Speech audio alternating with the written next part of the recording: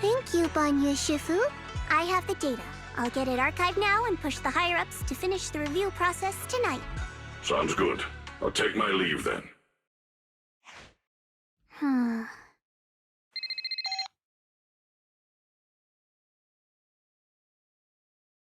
Dylan, I know you've been looking for that purge unit Type 0. I found it. Here in Wi-Fi. Goes by the name Bon Yue now. Don't thank me just yet. You know I don't work for free. Calm down, you're yelling at my ear. If you really want to pay me back right now, bring it to Phylum Heights. I think they'll know how to put it to use.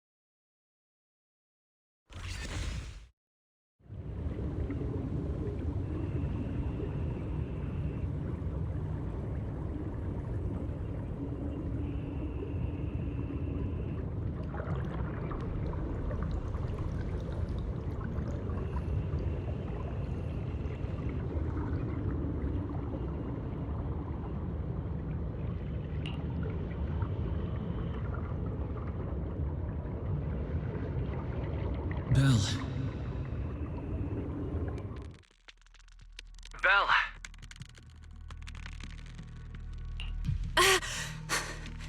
What was that? What's wrong?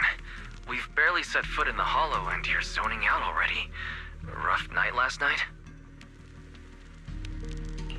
For a second, I felt like I was underwater. Like in a dream or something. Never mind. I think I'm probably just tired. Maybe you've been pushing yourself too hard these days. After working all day, you've really got to get some proper sleep at night. Are you all sleeping at night? Yeah. When else would we sleep? During the day, of course. Just like Belle, I nap when I can. So you do sleep. You've been saying how the night horror would take you in your sleep, so I thought you chose not to.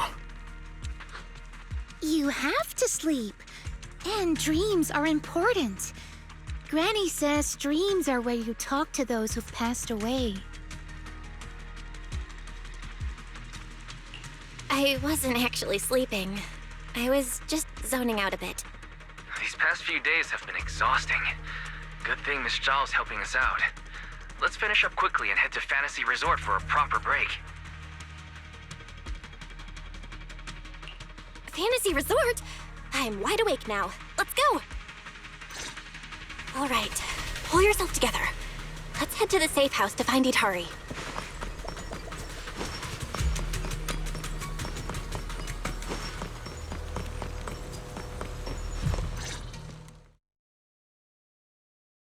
Let's make this quick. As soon as we pick up Itari, let's...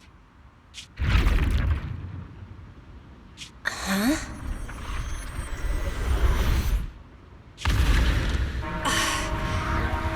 Where are we? Hurry! What are you doing here? You'll catch a cold. Come on, let's go home. You're not going to find them here. Hari? Is she talking to me? Could this be? This is Itari's memory. It's been 8 years, Hari. 8 years. You can't keep going into the Hollow because you saw your parents. What if something happens and we can't get to you in time? We understand your pain. Your parents were our friends too. But life goes on. You have to move forward. If you keep this up, Hari, we may have to end our support. Hey, what the heck is going on? You're freaking me out. I've never seen you like this before. Yeah, you wouldn't respond to us at all and just started moving on your own. What do you mean, people from the past are overlapping and you can't tell them apart? Look, if you've got some weird disease or something, maybe you shouldn't be a proxy anymore. Hari, why don't you go get some rest? Since we just bumped into these other proxies, they should be able to take over from here. And hey, just saying this as a friend, stop chasing ghosts from the past, yeah? You've got a whole life ahead of you. Think about the future. How are you supposed to move forward with your friends like this? You don't need the future, Yadari. You're special. That voice! Your power was born for the past, to seek, to preserve, and to warn those who would dare to forget it. Yadari, you need only live in the past. The stories that once shook the world, they're more than enough to carry you through a lifetime. Don't you love stories? Don't you want to be part of one?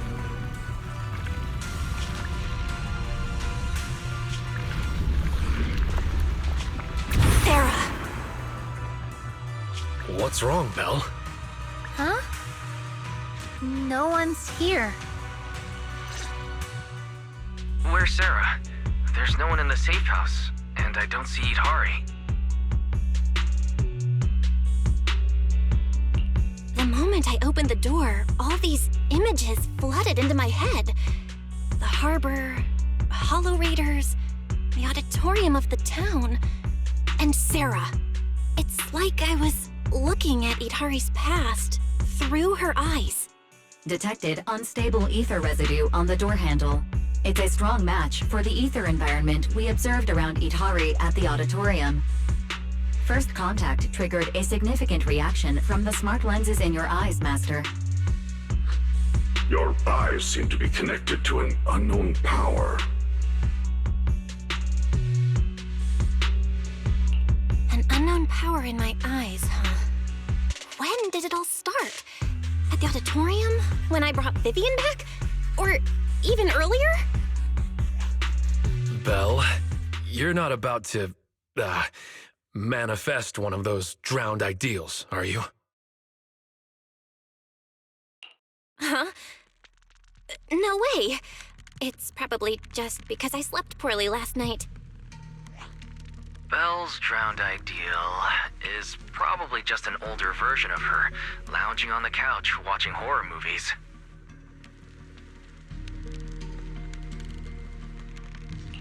All right. No more imagining things or daydreams. Let's find Itari already. Look! There's some notes on the table. They must be from Itari. What's it say on there? Strawberry Parfait Memo. Once I'm back at the inn, copy this into the storybook. This is a tale awakened by the light. It happened in an auditorium buried deep in the mist. One night, a girl with eyes like stars came quietly to visit.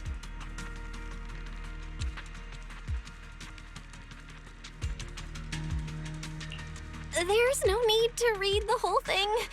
I'm pretty sure we all know where the story's headed. Read it all out. What, are you embarrassed, Belle?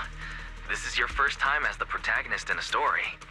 Let me see if there's anything we don't know yet. Here, on the last page. Moss's words make me realize that was Belle's story, not mine. I should return to my own story. Thank you for coming to find me. What does that mean? I'm not entirely sure what that means, but one name clearly stands out.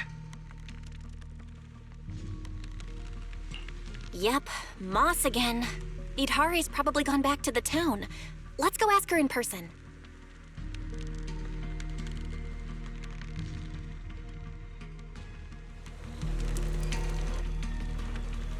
Why would Itari return to the town? She has no reason to go back there. That's Lantern Bearer. Why is she here? Huh?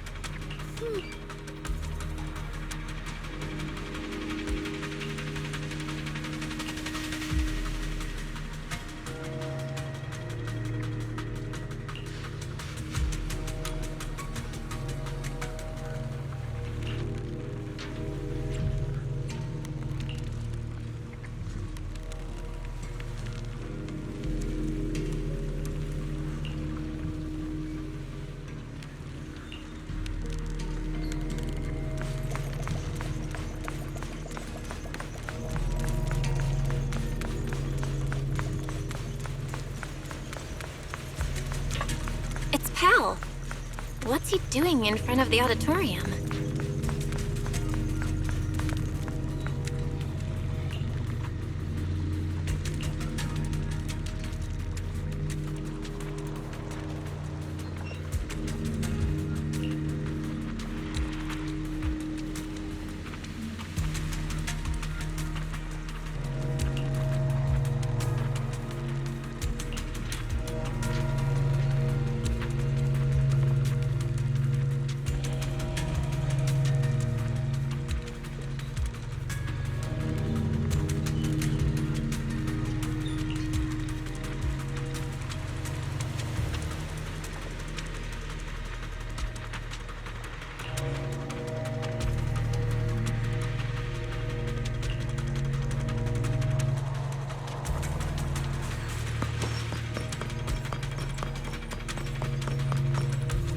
behind the door?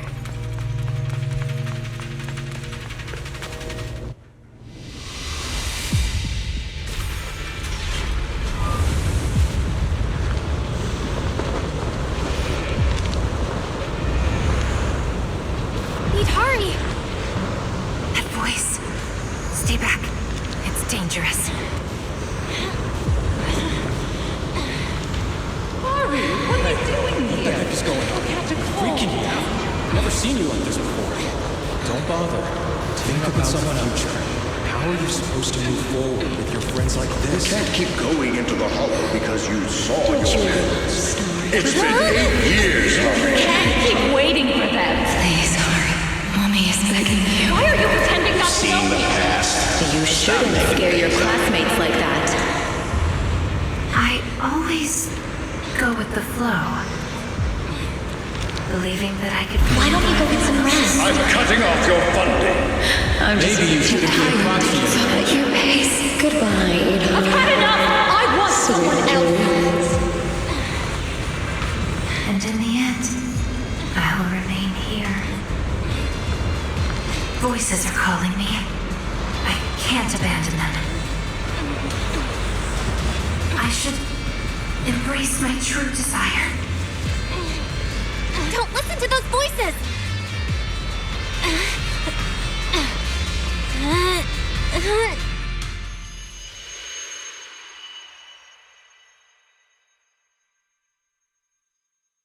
Hurry! No, I can't. The story's over. I should sleep now. Come on, wake up! Hurry! You promised we'd leave the hollow together! My story ends right here. This is where I drift off. I'm sorry. If only we had met sooner. But we only found each other at the end of the story. The end? No, this is the beginning. The Strawberry Parfait storybook has just begun, remember? My storybook. Don't fall asleep. Keep writing. As a reader, I'm not letting you abandon your unfinished story.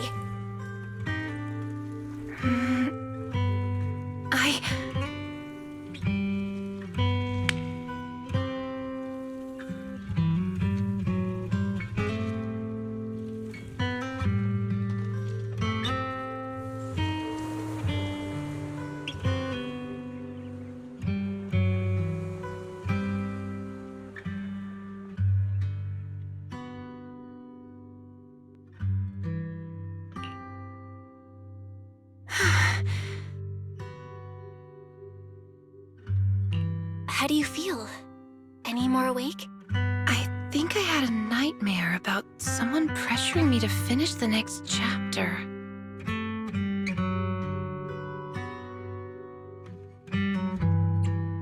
If you keep sleeping, the nightmare will totally come true. Sorry, Belle. I've caused you trouble again.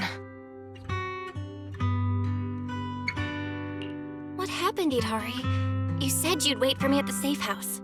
Why'd you come back on your own? Maybe I just couldn't resist my curiosity. Moss showed me the truth about the town, but the truth brought nothing but despair. Would you like to see? Behind that door in the corner, there's a hidden room. That's where the ending is. Not just mine, but the ending for everyone in the town.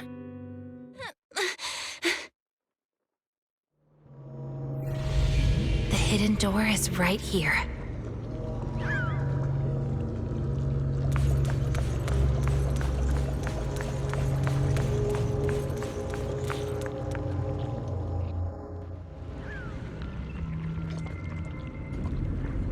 In those cocoons. This is the truth the town holds. And the reason I can't leave.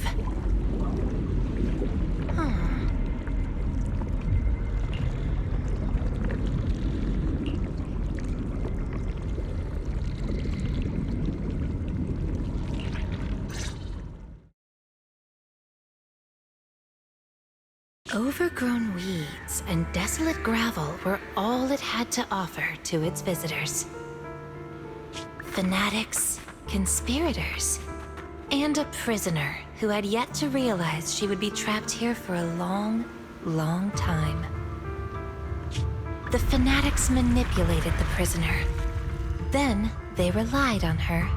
Here on this barren land, they tried to peer into the Hollow's memories.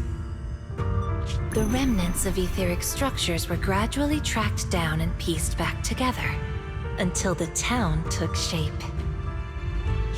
One day, the fanatics found what they were looking for. And they just left, leaving behind the illusory walls and the prisoner, drifting between sleep and waking. Had no one shown up, the town might have lingered forever, until the prisoner lost herself completely. No one knows how much time had passed, but one day, lost wanderers in the Hollow came knocking. They were already breaking down, nearly consumed by corruption, on the verge of turning into ethereals.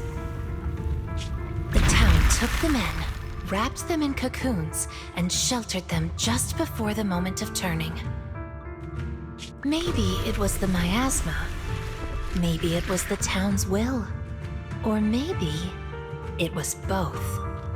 But eventually, they emerged, no longer lost. They became the town's people, the cocoon's chosen agents. They call themselves Drowned Ideals. Moss once tested it. If a cocoon is broken, the person inside turns into an ethereal immediately. Perhaps there's a voice inside me that's been holding me back all along. If I leave the Hollow, the town and its cocoons will disappear. And the people, once exposed again to the miasma, they'll turn into ethereals in an instant. No wonder Moss said you belonged to the town. Was he the first lost wanderer to arrive here? No, he's the most obsessed with the town, but he wasn't the first. There were other unwelcome visitors long before them. Non-human visitors. Lantern Bearer and Wandering Hunter.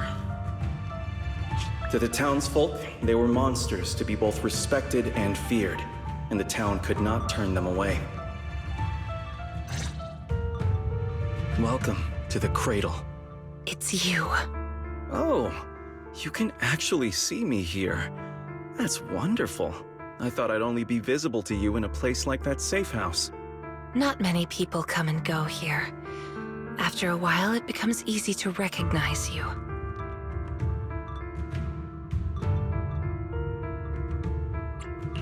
Moss! Don't tell me these cocoons are... Yes, that's the true bodies of the townsfolk you've been looking for. But I'd rather call them who we used to be. The first time I appeared in the Hollow, I came face to face with myself. A Moss who was half mad from the corruption. I knew he didn't have much time left. Either he'd die, or he'd turn into an ethereal. So I scrambled for supplies and shelter, trying to win another me a fighting chance. I mean, I was an investigator, but it didn't matter what I was. The outcome depended on him, and he was a coward. In the end, we made it to the town.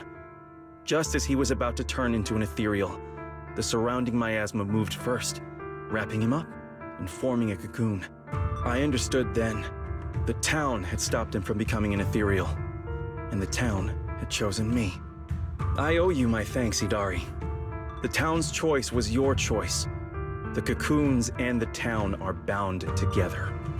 If you leave the Hollow, they'll vanish, and the people sleeping inside will likely turn into ethereals instantly. So that's why I can't leave the Hollow. But the last few times I tried, I didn't even know about the cocoons. I think it was because she marked you and stopped you. She? Who's she? Have you heard the town whisper? Back at the auditorium, half asleep, I heard a voice that sounded just like mine, telling me over and over to embrace my true desire.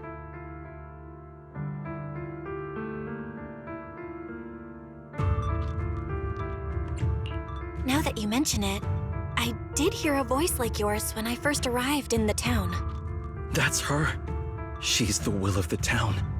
The town is alive, breathing, thinking, speaking to everyone who walks its streets. Hidari, the town told me itself. She's your drowned ideal.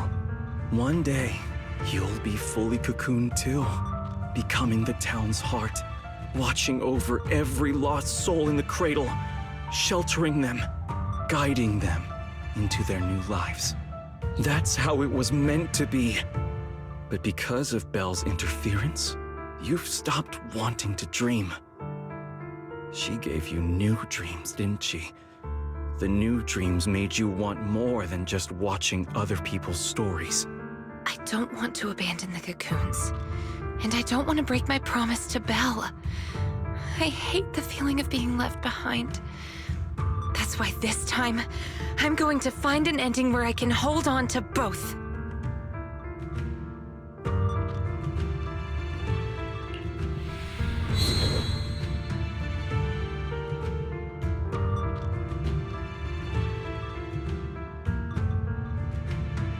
Barely a flicker. Even with this many lumen boxes, it's still not enough. Wait, what are those in your hand? Did they just cause the cocoons to react? No way, those things are dangerous. Could you hand them over to me? No, I can't. These are very important. I thought I could guide you gently, and eventually you'd become part of the town. But you're not just stubborn. You're even trying to take the townsfolk away. Looks like I'll have to use stronger methods. We still have a lot to discuss about Lantern Bearer, Wandering Hunter, and why Monito still hasn't cocooned. But it seems we just don't have the patience anymore. Fine.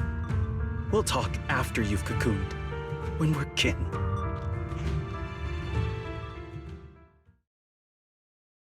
Let's get out of here and tell everyone about the cocoons.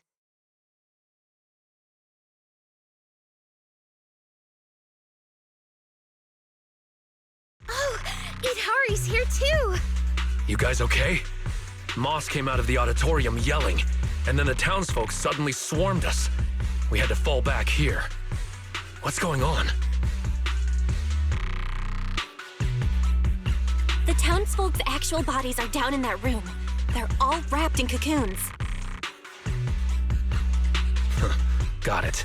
I'll hold the door, and you guys figure out how to open those cocoons. It's not that simple.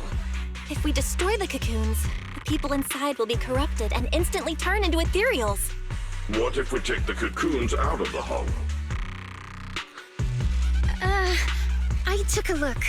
The cocoons are really tall and there's a ton of them. I don't think moving them while fighting's gonna work. Can't fight. Can't move them. These cocoons are basically hostages. Looks like our only choice is to fight our way out and get word to Miss Zhao's rescue team. Let's go!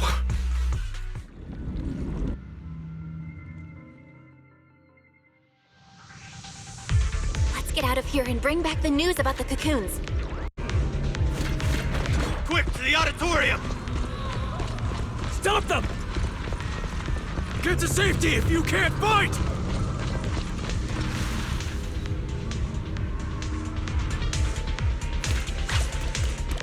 Many of the townsfolk have gathered already.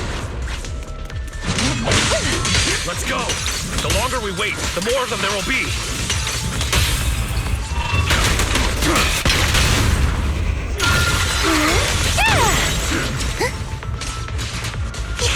The road ahead is blocked!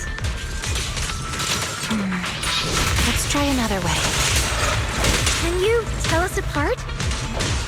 I took note of how you dressed and sounded back at the safe house.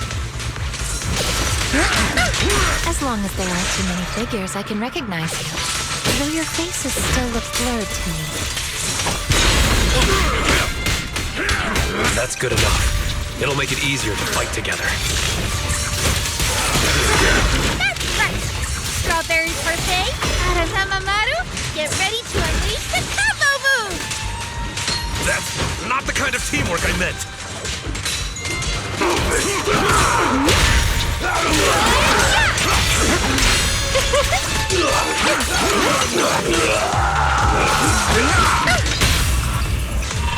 Hey! Watch out! Monato, what's wrong? Are you hurt? These things seem just like the miasma monsters. They can't be killed. Exactly. Even if they disappear, they'll come back after a while. That means we really can't waste time fighting. Let's push straight for the exit. I'll lead the way.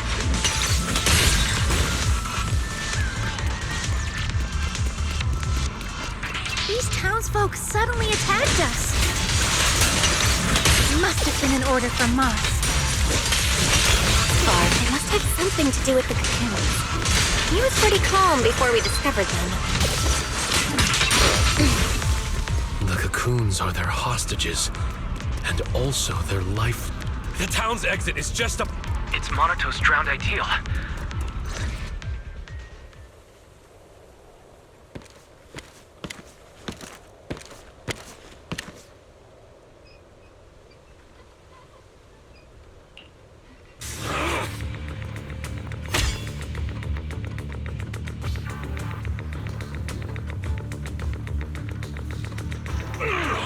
Komono Monato, what are you doing? Don't yell at me. It's not like I... Hey! What the hell are you doing? What am I doing? You know damn well. I'm doing what you really want to do. Don't deny it. If only I was stronger than Banyue. Isn't that exactly what you're thinking right now?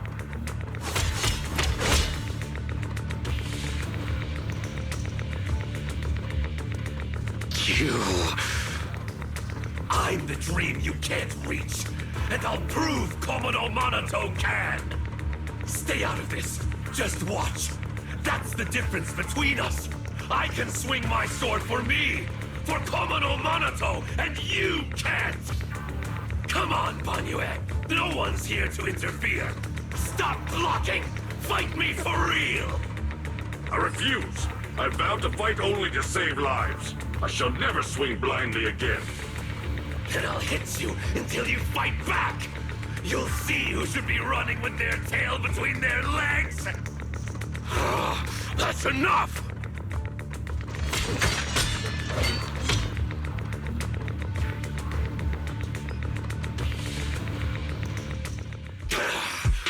Again, Banyue! Hey! If you're gonna fight, fight me!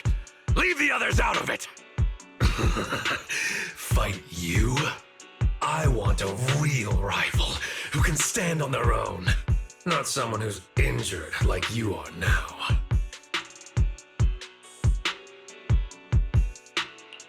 Monato, your injuries. Are you okay?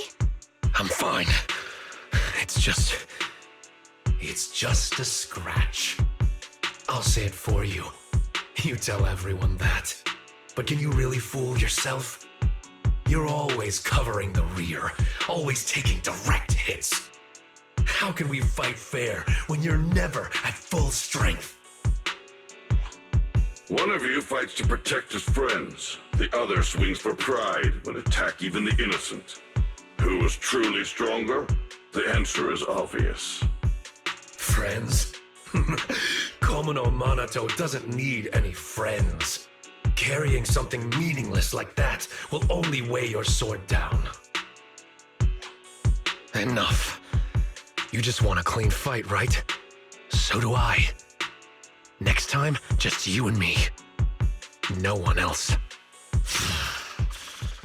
Fine. I'll trust you this once.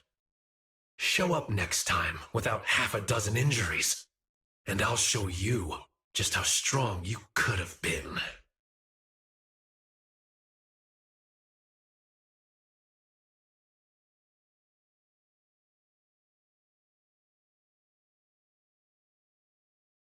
Forget about him. We're out of the town now. But what's next? Yidhari, what do you want to do? All right. Pass this message for me, Belle, please. Yidhari, what do you want to do now? I want to go to the safe house.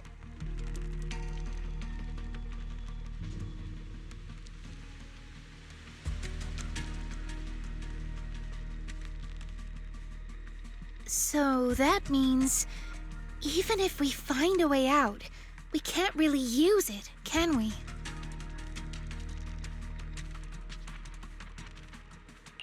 If Moss is right, the town trapped Yidhari to protect the cocoons. If we can solve the cocoon problem, everything else should fall into place. I'd trust half of Moss's words, at most. I tend to muddle through things without thinking too hard, but once I start something, I can't just quit halfway. To keep the cocoons safe, I can't leave the hollow yet. Sorry if this weird ability of mine's been a burden. Oh, don't say that. Because of your ability, many of the lost ones finally have a chance of making it out alive. So what if it's a little peculiar?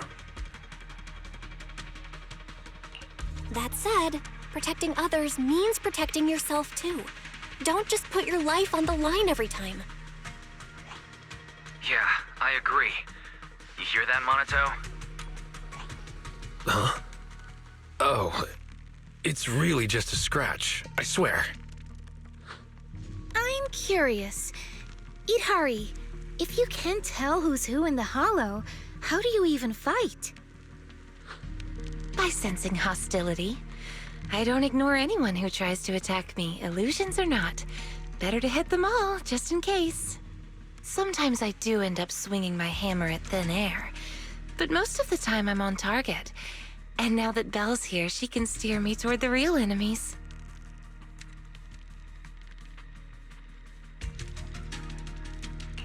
From now on, wait for me before doing anything.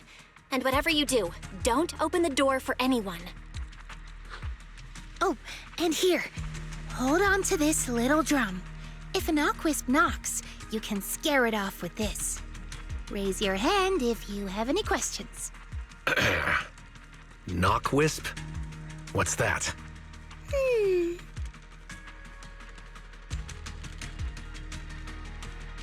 Knockwisps, a clever variant of doppelgangers.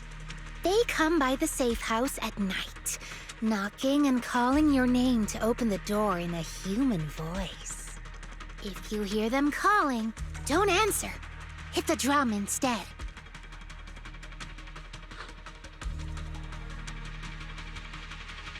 So, how exactly should I drum?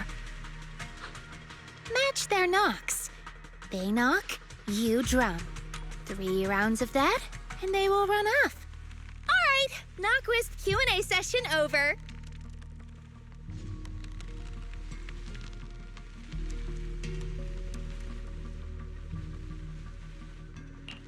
All right, Monato. Let's head back. Since everyone's rested up, let's get back to Phylum Heights. Now that we know the location of the cocoons, there's no need to tiptoe around anymore. It's time to take down the town.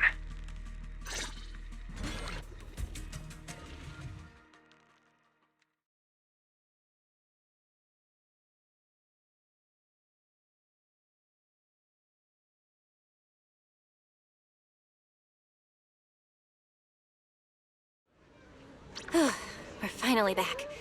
We need to discuss the cocoon situation as soon as possible.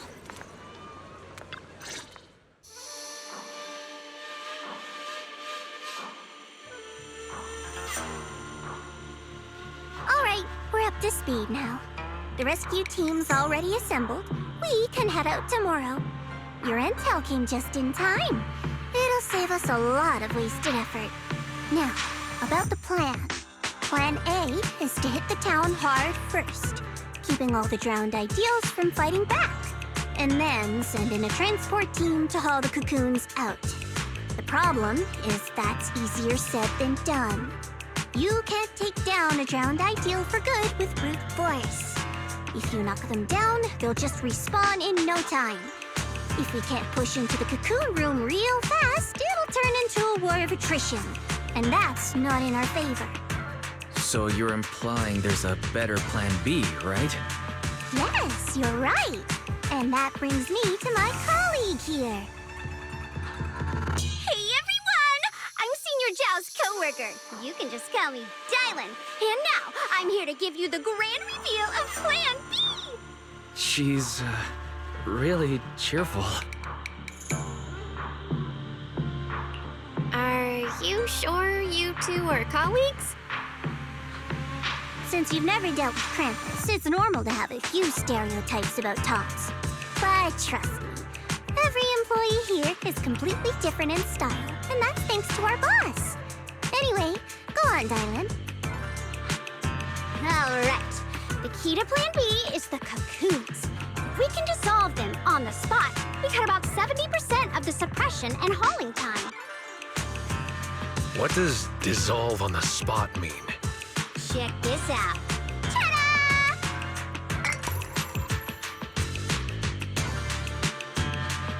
The Lupin boxes we gave you before were just a weekend portable test model.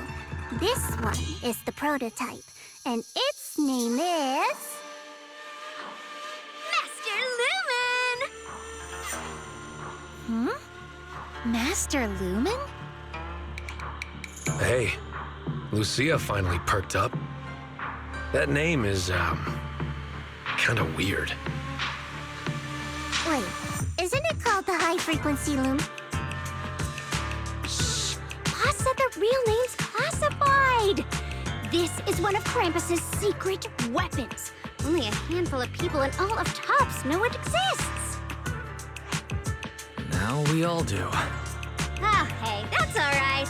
Boss also told me since bringing it here in Wi-Fi is a top secret op, I should give it a low-key nickname to blend in. And since that Master Tiger movie is super popular now, I borrowed it. Nice. It's a great name. Thanks for the compliment. Anyway, this baby is way more powerful than a Lumen box. If it fires up properly, it can suck up a whole room's worth of miasma in no time. So, if it fires up properly, we'll basically make the room with the cocoons a temporary safe zone. That means, even if a cocoon breaks, nobody's turning into an ethereal. We could save everyone trapped inside and wipe out all of the drowned ideals on the spot. But you just said, if it fires up properly twice. Kinda hard not to be concerned about that. Because Master Lumen has a nasty temper. One bump here or there and its energy starts leaking. Mess up the start sequence even a little and the absorption rate goes all over the place. That's exactly why we've been working on a safer, more portable model. But I figure no harm in trying it here, right? If it works, we can make this whole op a lot more efficient. My plan's to split into 2 teams. The Joint Search Squad will attack the town head-on, drawing the drowned ideal's attention. You guys slip into the auditorium with Master Lumen, get as close to the town's heart as you can, and fire it up! If it fails, no big deal. Just bring it back out and we'll fall back on Plan A.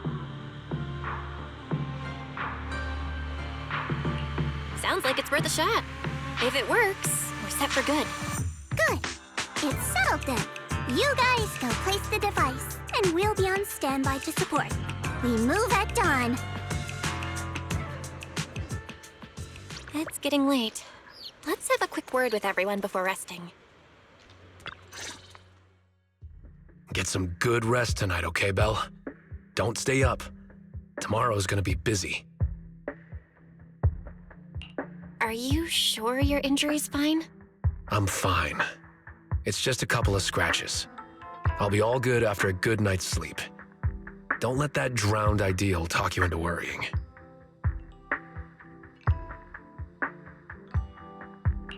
There's something I've been dying to ask. Why is your drowned ideal like that? I think I was 8 back then. After the fall of the old capital, I was wandering on my own and ran into some folks in white coats. They said they were from a gang called the White Heart.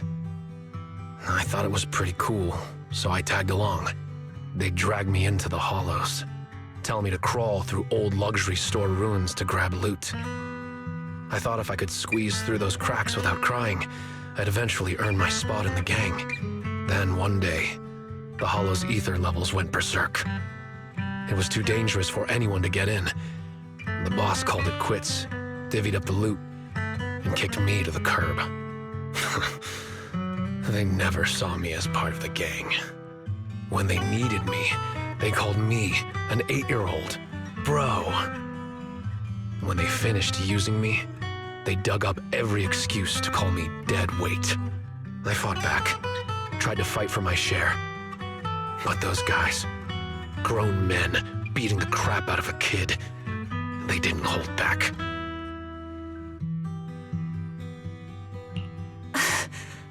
That day, when I could only crouch on the ground with my head in my arms, I swore to myself that Komono Monato needed no friends, trusted no one, and he'd fight for himself and himself alone. And that one day, I'd go back to the White Heart, beat every last one of those laughing jerks to the ground, and make them kneel and call me boss. So that version of you, that's the person you wanted to be back then. The second I saw him, I knew what it was all about. Actually, I had chased that goal for years. If it weren't for the kids, maybe I really would have become just like him. The kids? Yeah. I guess you could say I found them. Or maybe they found me. Either way, we're family now.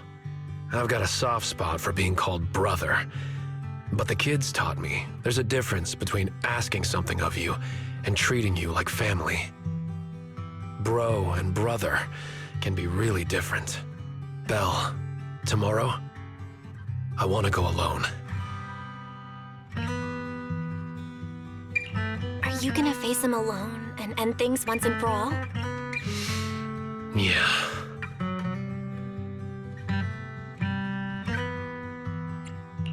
Then, go. Make sure you win. Don't worry. I won't lose. I'm not like him. I've got people waiting for me to come back.